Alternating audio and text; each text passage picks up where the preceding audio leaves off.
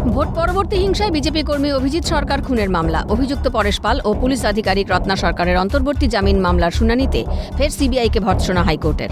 তদন্তে গাফিলতির ইঙ্গিত কলকাতা হাইকোর্টের। সিবিআইয়ের রিপোর্টে অসন্তুষ্ট বিচারপতি জয় সেনগুপ্ত। আগামী সোমবার ফের শুনানি। বিচারপতি জয় সেনগুপ্ত বলেন, কবে স্বাক্ষর করা হয়েছে, কবে নোটিশ করলেন?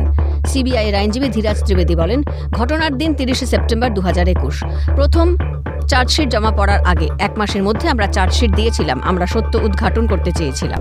বিচারপতি জয় সেনগুপ্ত বলেন, আপনাদের কাছে আর কি অতিরিক্ত তথ্য ছিল এই 5 বছরে?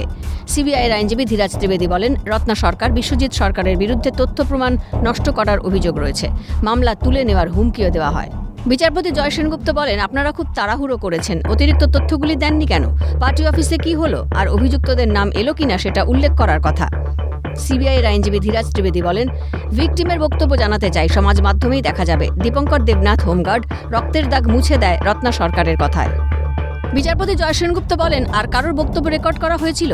আইনজীবী কল্যাণ বন্দ্যোপাধ্যায় বলেন, সিবিআইকে সুপ্রিম কোর্ট রোজ ভর্ৎসনা করছে। তারা শুধু গ্রেফতারের জন্য রয়েছে। রিজানুর রহমান, তাপসী মালিক সহ একাধিক মামলা দেখুন। তাদের উদ্দেশ্য শুধু গ্রেফতার করা, আর কিছু না।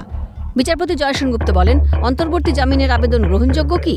আইনজীবী কল্যাণ বন্দ্যোপাধ্যায় বলেন, আমরা ট্রায়ালের পর্যায়ে নেই। রত্না সরকার এবং দীপঙ্কর দেবনাথের ক্ষেত্রে আমরা তাঁদের বিরুদ্ধে যে চার্জ আছে তার বাইরে যেতে পারি না। রত্না সরকারের বিরুদ্ধে কি চার্জ?